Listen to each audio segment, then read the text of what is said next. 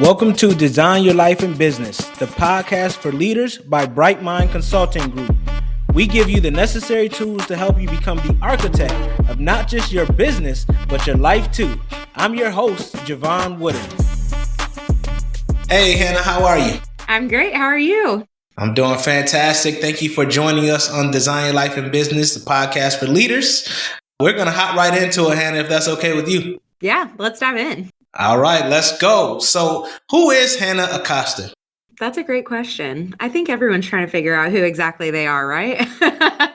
First and foremost, I am a wife. I am a soon-to-be mother. My husband and I are expecting our first child here in a couple of weeks. So very excited and very nerve-wracking for that. Awesome. Congratulations. Thank you. I'm also a marketer and a follower of Jesus, and I just love helping people, but especially entrepreneurs and business owners as they navigate the ever-changing landscape of digital marketing and helping them find ways to turn those likes and those shares and those comments and those views into actual revenue in their business. That is what I'm all about at the end of the day. Absolutely. That's what we are here to talk about today. I really want to drill down on social media marketing strategy specifically. I know there's tons of platforms and it seems like another one is popping up every day. So we're going to cover whatever you want to cover. We're just going to get into it. And the first thing I want to talk about is, what are some recommendations for creating a social media strategy? Yeah. A lot of people think that strategy is actually tactics. They're like, oh, our strategy is we're going to be on Facebook or we're going to be on Instagram or we're going to be on TikTok. When in reality, those are just tactics that are a part of a bigger plan and a bigger strategy, right? Those are just tools that we can use as a part of our strategy. True strategy comes from determining why or how you're going to show up on these certain platforms and what is it that you're going to prepare for those platforms.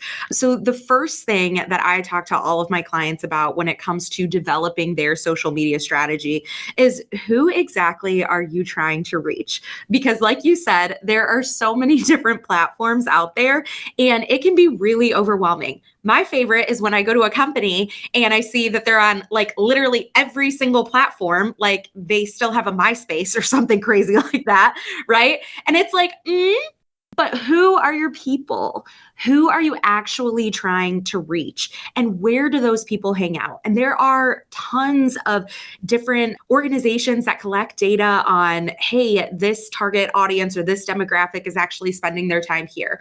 Or, hey, did you know that the largest growing demographic on Facebook is actually females between the ages of 45 and 50? If those are your people, then that's where you need to be hanging out.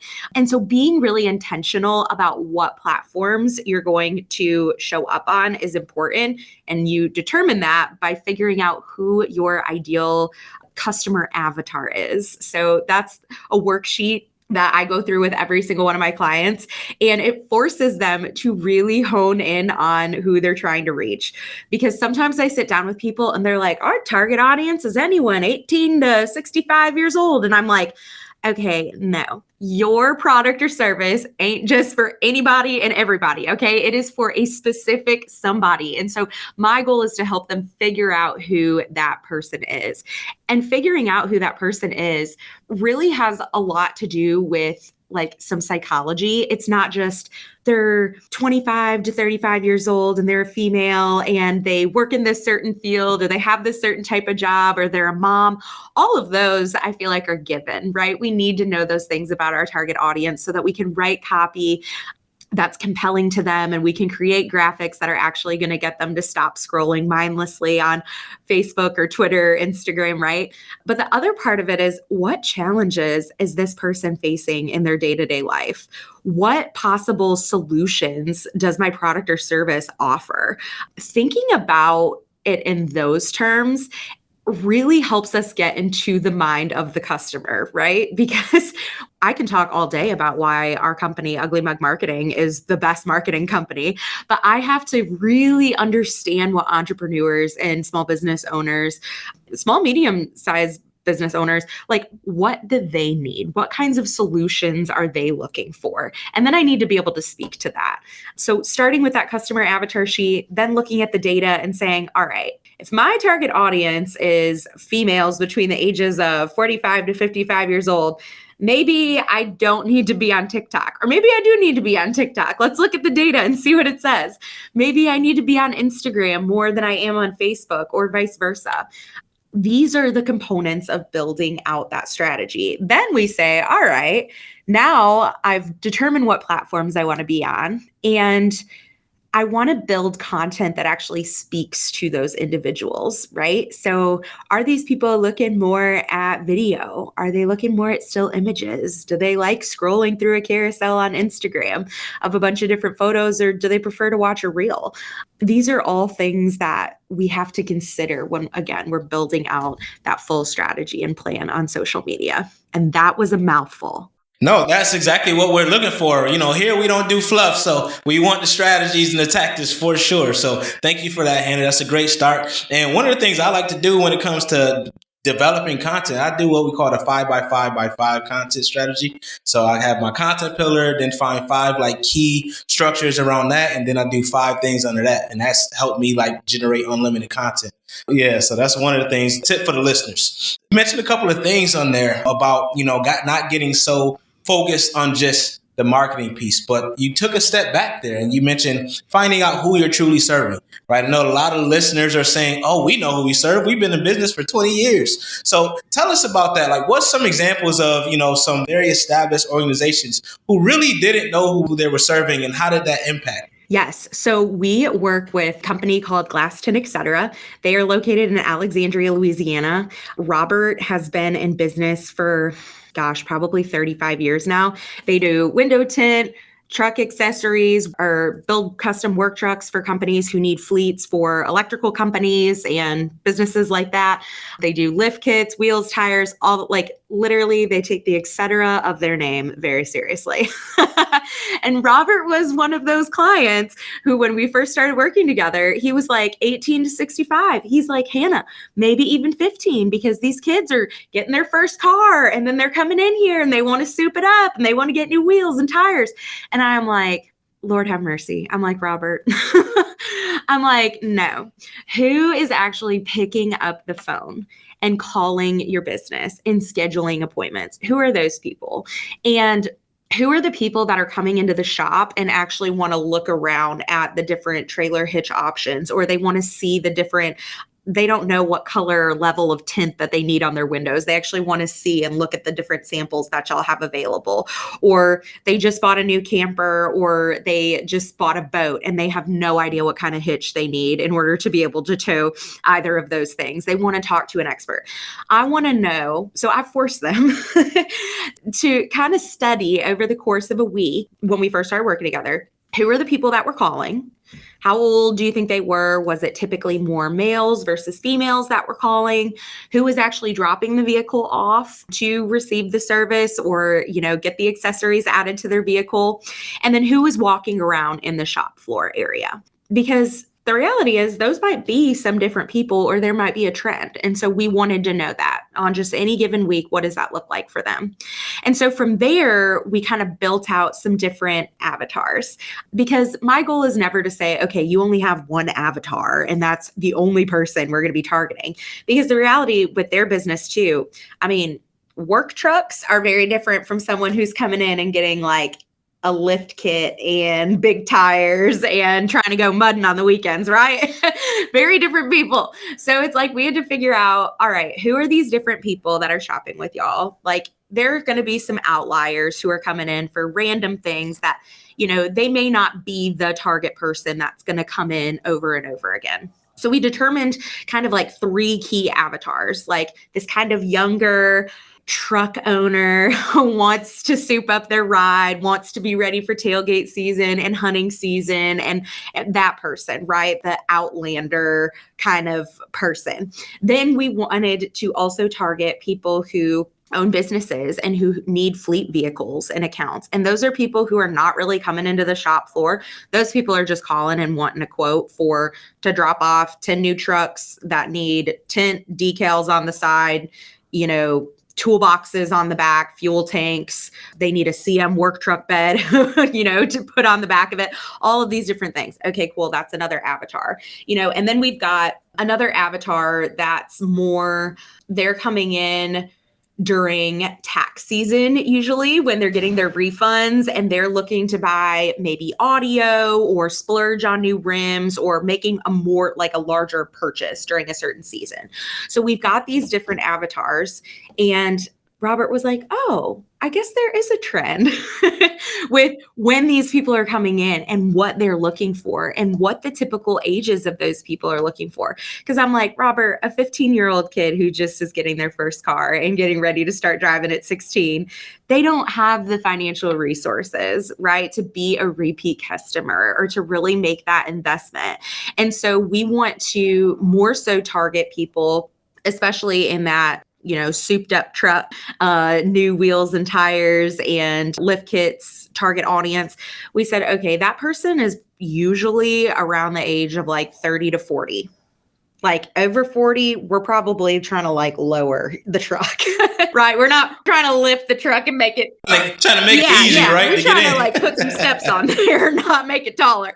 So I'm like, okay, 30 to 40 years old. Okay, now the people for the fleet truck accounts, those people are actually typically 45 to 55 years old. The fleet managers for these different companies, that's typically the age range, and that's who we need to be reaching out to there. And then our last audience might be a little bit more broad. It might be 25 to 45, but those people that are coming in typically more during tax season and looking for more of those higher ticket items, that kind of one-time investment of that sound system or whatever it may be. And then we've also got really technically a fourth avatar that is strictly window tint. They bought a new car, they bought a used car. Because they're located in Louisiana, y'all, it gets hot. And if you do not have tinted windows, you will be sorry. And so absolutely. Same in Texas. Yes. So we've got to have those people covered too. And so that's just an example of kind of breaking down who those different people are, determining what those products or services are that they are most interested in so that we can speak directly to them. And when it comes to running paid advertisement on Facebook and Instagram, we can determine, or even LinkedIn, especially for those fleet accounts, we can determine what platform do we need to be on for each avatar, what type of content do we need to, what kind of photos do we need to use for that age range or for that demographic too. This 55 and up age range, they probably don't care about this guy who just got a new lighting kit and lift kit and all that stuff on his new truck. Maybe they want to see hitches that are available because they just bought an RV and they're retiring soon and taking their family on a cross-country road trip, So it just helps us to be able to better identify what types of content for who and what platforms we need to be on. Awesome. And so thanks for giving us those examples. So, say our listeners, they're like, okay, I got it. Got my avatars, got it lined up, right? I know exactly what messaging they need. So what should they be doing once they get on those platforms? That's a great question. People get so wound up, right? They're like, so-and-so down the street is posting 10 times a day. And then this other person said I need to be posting 3 times a day and at these specific times. And it's overwhelming and it's hard to keep up with. And especially for those of us who are solopreneurs and might be doing this on our own initially or have a small but mighty team, we can't be everywhere at all times. And so when we get on these platforms, it's important for us to set a goal. And it's okay if our big picture goal by the end of the year is to be posting once a day or to be posting twice a day. But for now, what's realistic is for us to be posting twice a week. That's perfectly fine. We need to set our goal so that we can manage our own expectations and not be too hard on ourselves or too hard on our team. But we want to be consistent for our followers, right? We don't want them to see that our last post was from September of 2017. Okay. We need to regularly be showing up for them. So typically where I start with my consulting clients is I say, what's feasible? Truly what's realistic. If we're building out content based on photos that you have or photos that you can have taken or whatever, what's feasible? 2 times a week? Great. What are your 2 days a week going to be? If we say Monday and Wednesday based on the data and when Facebook or Instagram says my users are most active, and you can easily see this information in the insights and data tabs on almost any of these platforms, but I'll specifically talk about Instagram because I just like the view on there the best. When you're on the app and go and look at those insights when you have that business profile, it'll tell you, hey, Mondays and Wednesdays, yep, that's when your followers are most active. And you can see a little chart of even throughout the day what times they're most active. And I'll kind of use that as our starting point to help us determine like what those days and times are going to be. So then we say, okay, Mondays and Wednesdays, we're going to post on Mondays around 9 a.m. We're going to post around noon on Wednesdays. Great. So now we have a little bit of a framework to work with, right? The next step is determining content categories. So not every single post should be buy my stuff. Here's why I'm so great. Come and eat in our restaurant or buy our product or visit our website, right? Like people want to see some user generated content too, like other customers that are experiencing your product or service. They want to see reviews.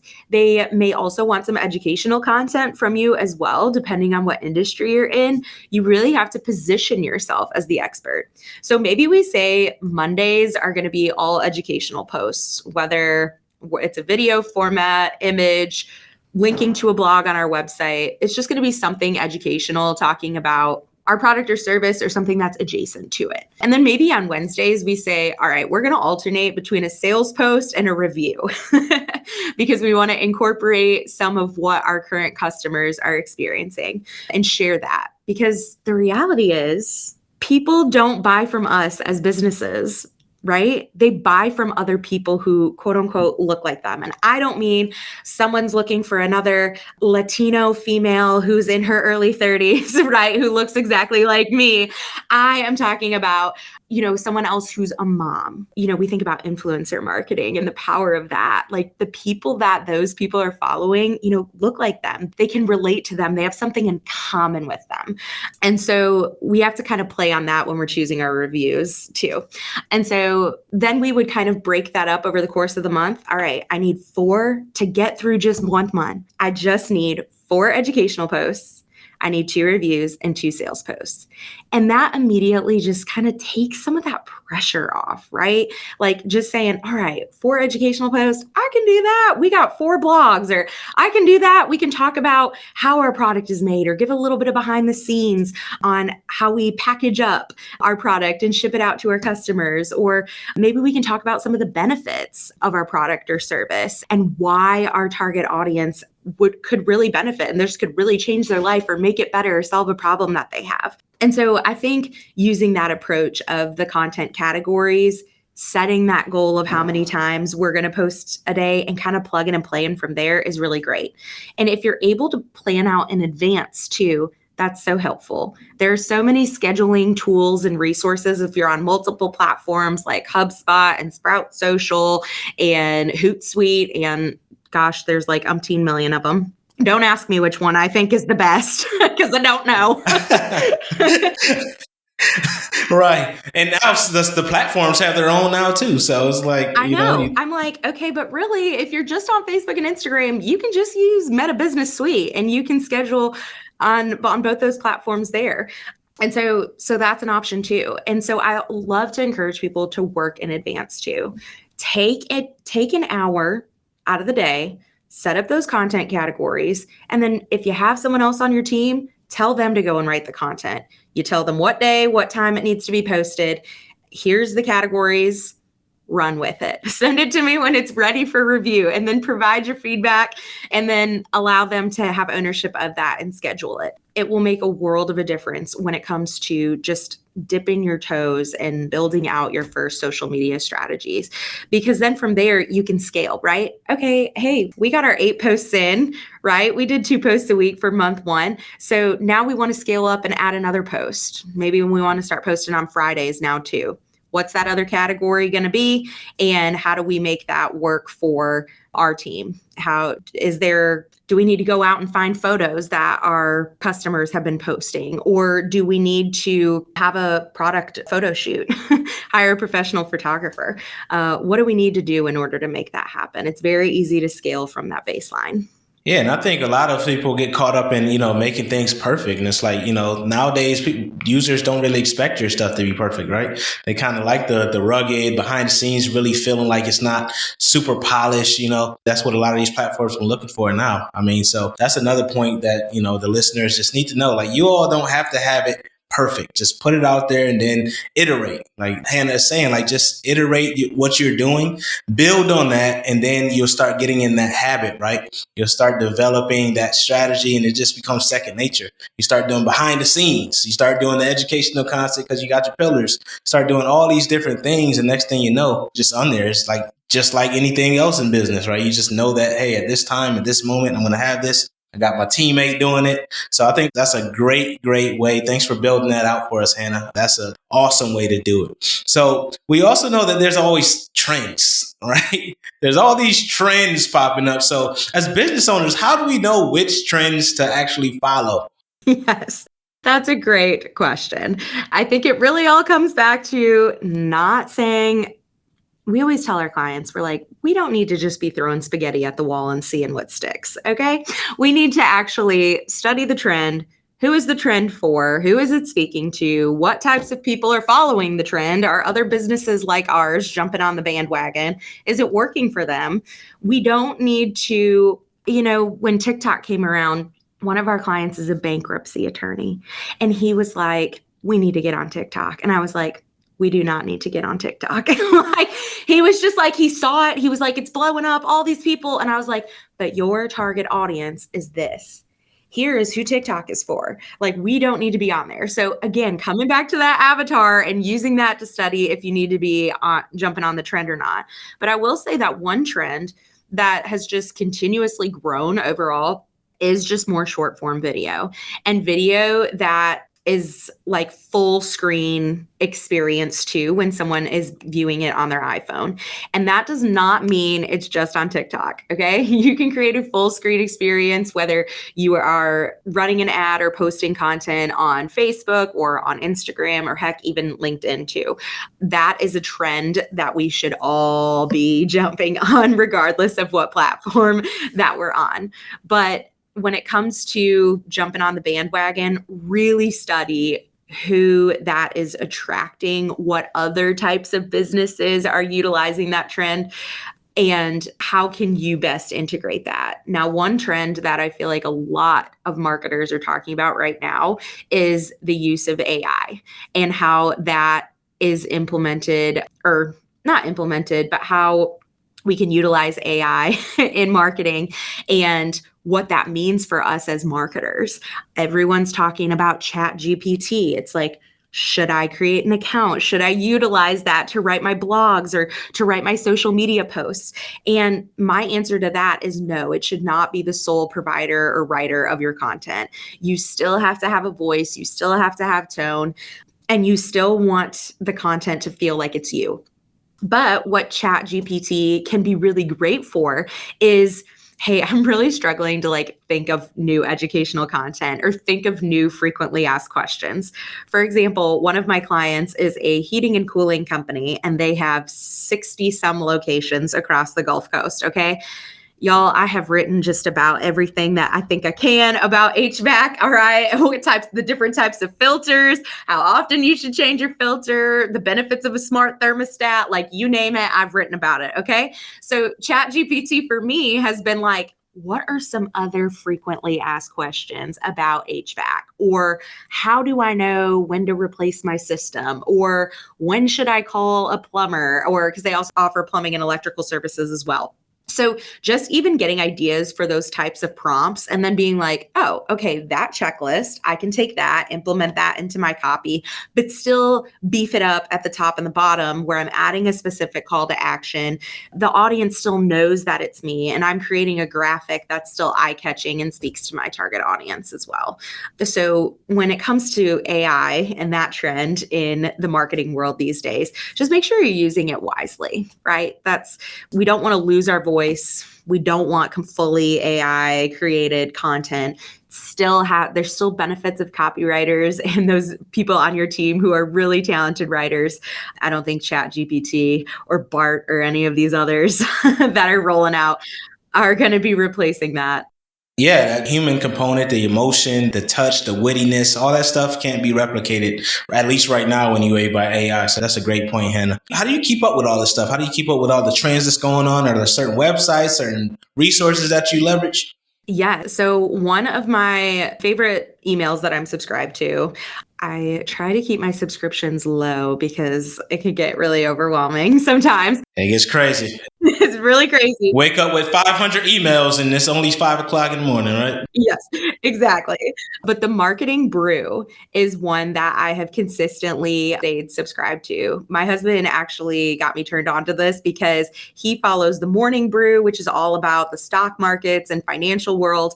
And then I figured out that they have the Marketing Brew, and it's all about just different trends in the marketing industry, how Google lost a whole bunch of money yesterday, and all that fun stuff, marketing adjacent topics as well. And so I really enjoy that newsletter and really read it to the full extent whenever I get that in my inbox. But I also subscribe to the platforms. If they have updates that they're sending to their users, I want to make sure that I'm on them. So Facebook Business, or excuse me, Meta Business, has a subscription as well. So you can get alerts of any webinars or educational content that they're putting out. I feel like I get an alert like once a month too with some different blog posts that they've published. And typically within those blog posts, they're telling you about any changes that could be coming to the platform. I feel like they're usually not super clear on when those changes are coming to the platform, but they're just giving you a little bit of a heads up. Hey, we're going to be removing some of these detailed targeting features, or hey, we're going to be adding this additional placement within the platform that you might be interested in. And I feel like those are my best ways of keeping up and staying up to date without being way too overwhelmed. A lot of people in my field too like to be a part of certain Facebook groups or LinkedIn groups as well, where updates are just rapidly being shared there or different ideas. And those can be helpful sometimes. There are a few that I'm still a part of, but I really try and stick to those updates directly from Meta and from the Marketing Brew. That's a good point, because a lot of the stuff you hear in these groups and stuff is like speculation or just sounds good as banter. So no, that's a great point for sure. So when it comes to like the marketing piece, like what about lead generation? It's kind of like two separate things. Like, you got the passive posting. What about if someone's like, all right, that's not working for me. I've been posting, I've done my 2 posts a week. I've moved up to 3. I'm just not getting that traction. What can they do? Yeah, I absolutely love lead generation. That's really my specialty, especially when it comes to helping people build their email lists or just finding new customers to build relationship with too.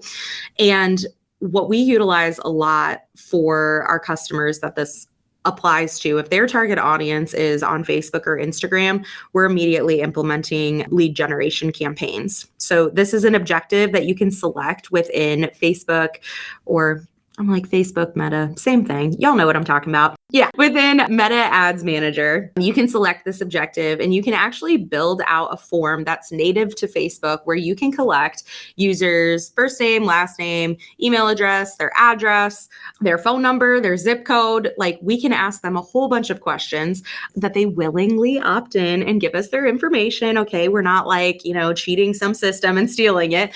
But with my HVAC client, for example, when it gets hot on the Gulf Coast, it's hot, y'all. And you do not want your AC unit going out on you. And their hottest offer during the summer is the $69 tune-up. Have our technician come out to your house. They will ensure that your system is running properly. They'll clean the coils. They'll get it ready. Really, we run this in the spring to prepare for summer before your system's really putting in the work. But that is one of their top offers. And so we run that ad on Facebook and on Instagram to their target audience. And when somebody clicks on the button on the ad, instead of taking them away from Facebook or away from Instagram, away from the platform, we're actually keeping them on the platform and utilizing the Facebook lead form. And there we're gathering the data, their name, the phone number, the email address, and their zip code in order to qualify them as a lead.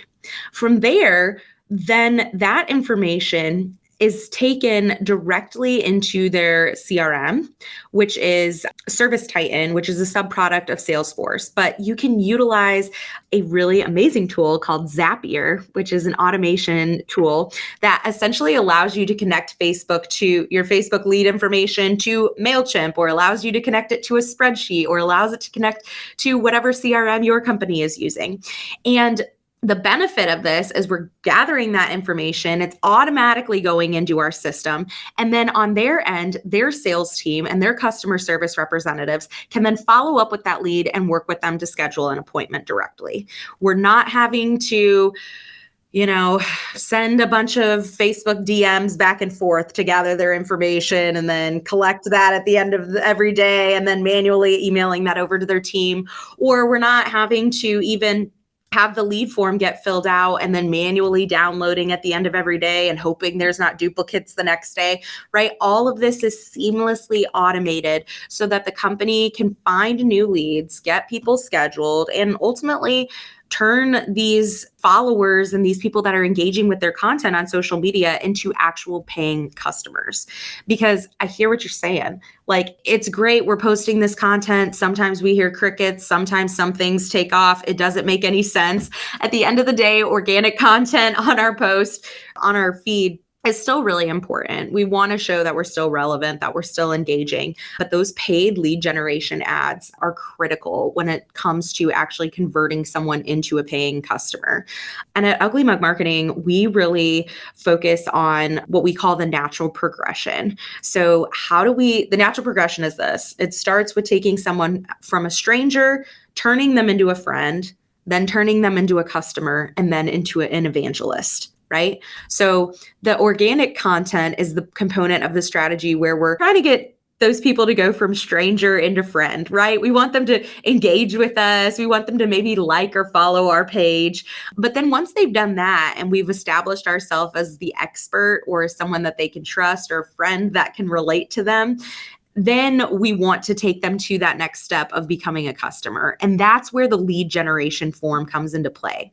Now, that customer to evangelist, that has everything to do with the experience that that customer has with your, in this example, HVAC technician. Were they on time? Were they friendly? Did they explain things well?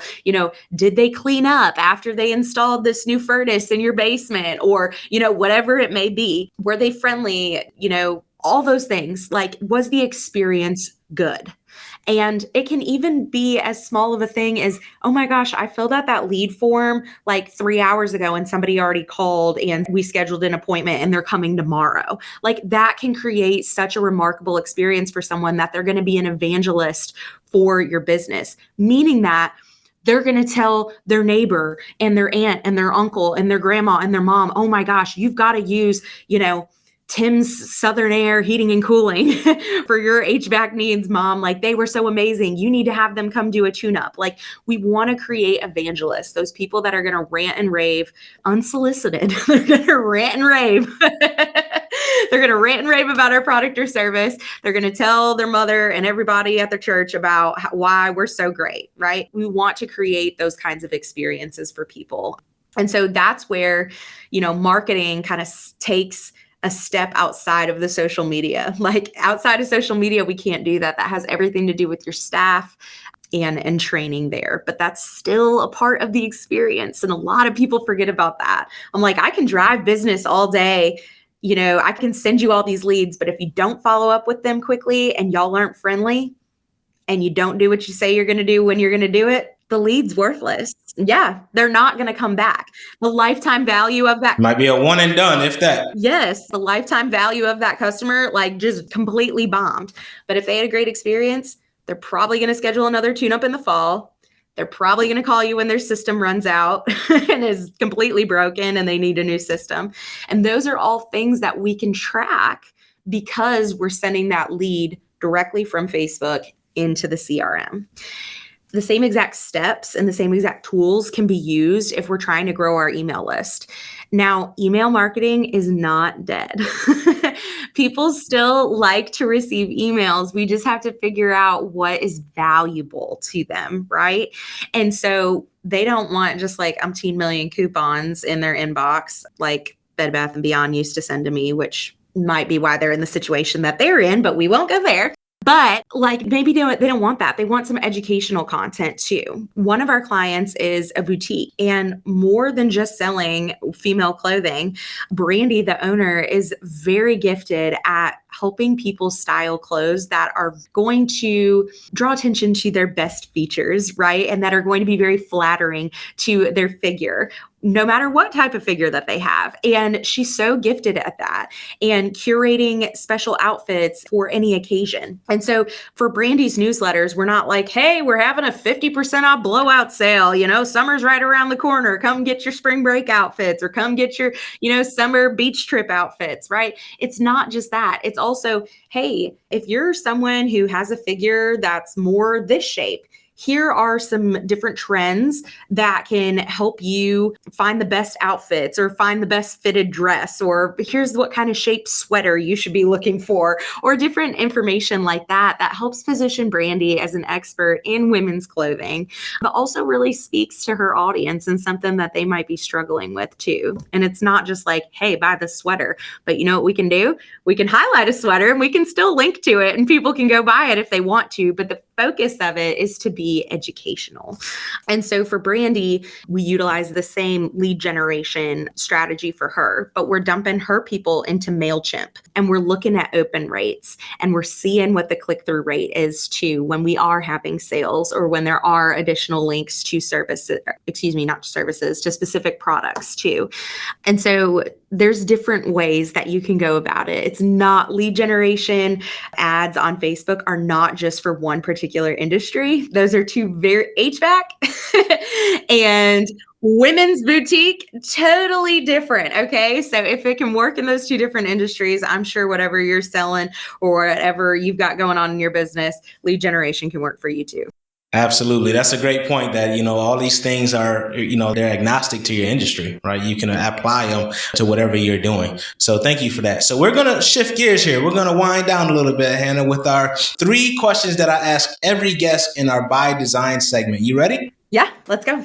All right. The first question is, what has been the hardest part about designing a life and business you don't need a vacation from?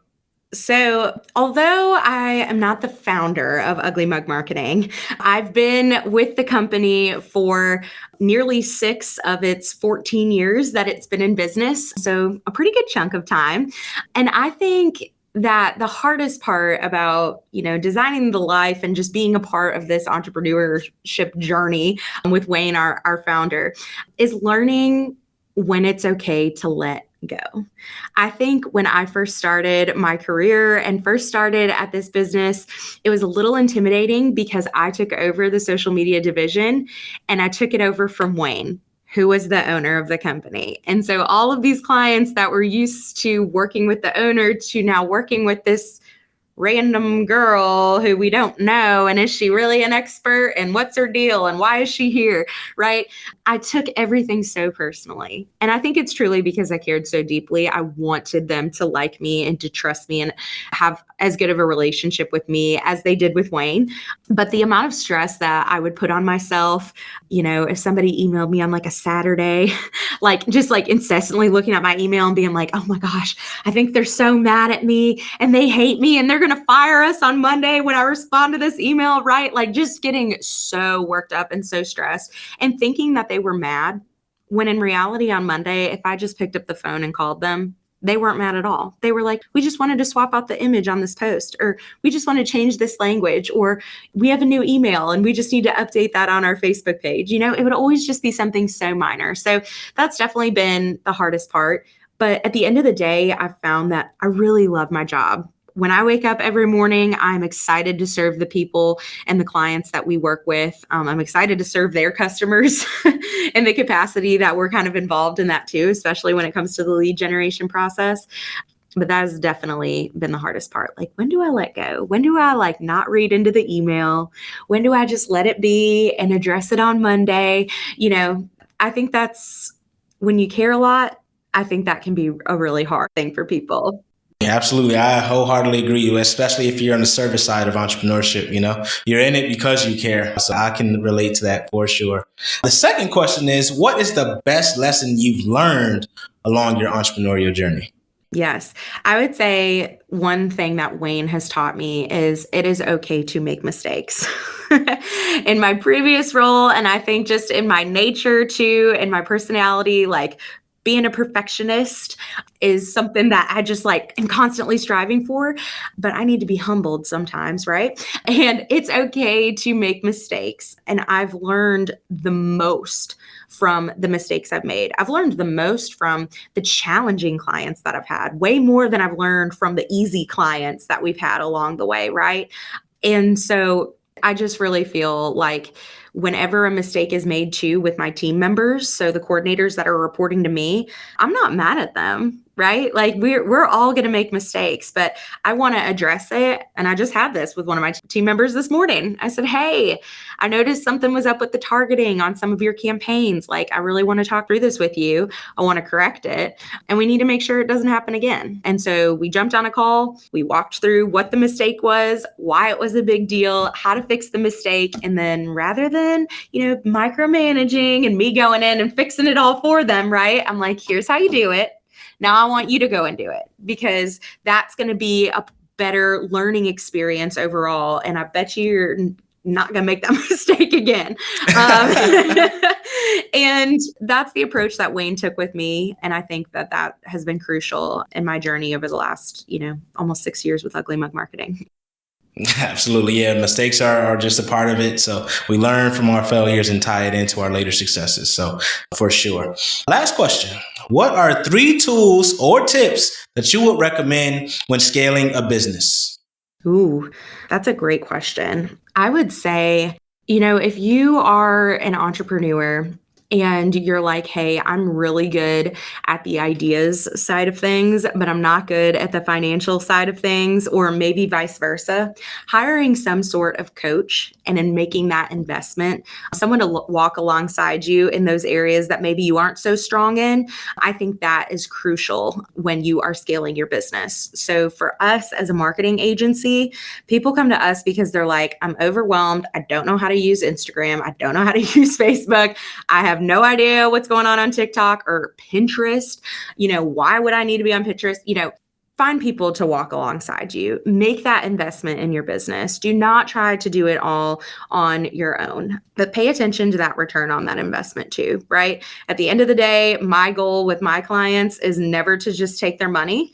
I want to make sure that we're seeing positive returns on this after a certain period of time. It's going to take us, it may take us a few months to get to that point, right? But if we're not getting there by the end of 3 months, 6 months, 7 months, 8 months, maybe this isn't the right fit, or how do we need to pivot in order to get there? So make that investment in someone to walk alongside you, whether that's a marketing agency, a business coach, a creative director, whatever you need in your business to keep it moving forward. I would say take the time to learn your customer avatar as well, because that's not only going to help you in your marketing efforts, it's going to help you in every aspect of your business. So whether that's with your sales team, if you have a sales team, or if that helps you determine what type of packaging you need to put your product in. I mean, you have to know who you're speaking to and who you are selling to in order to in order to really have a lasting impact and to take that business to the next level, you just got to know who those people are. And sometimes for the first year, you just winging it, right? Like you're like, I don't know who these people are, but get in there and study that data. I promise you there will be some level or semblance of a trend or one or two avatars that you'll be able to glean from looking at who you're selling to, whether you're simply just studying it geographic, gender, age range, what products they've been most interested in. That's going to tell you a lot. So build out that customer avatar, dig into that, look at your data.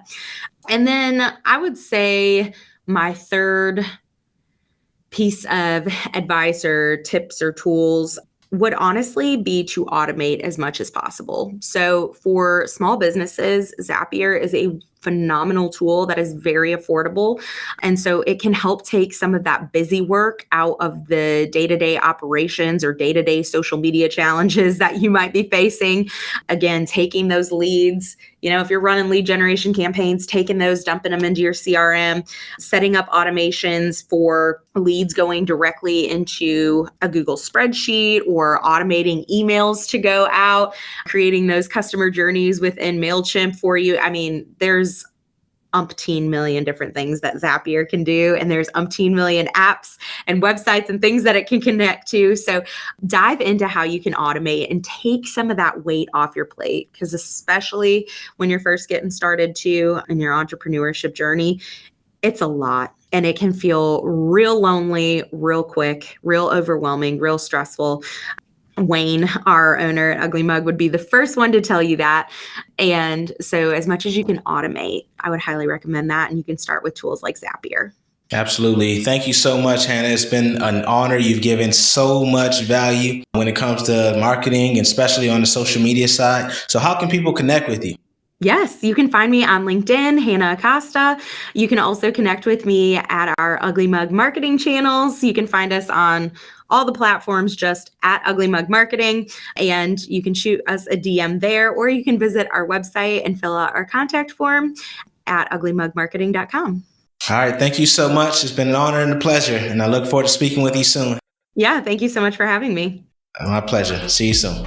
Design Your Life in Business, the podcast for leaders, is brought to you by Bright Mind Consulting Group. To find out more about Bright Mind Consulting Group and how you can become the best leader possible, visit brightmindconsultinggroup.com. Make sure you search for Design Your Life in Business on Apple Podcasts, Spotify, Google Podcasts, or anywhere else podcasts are found. Click subscribe so you don't miss any future episodes. On behalf of the team here at Bright Mind Consulting Group, we cannot thank you enough for listening.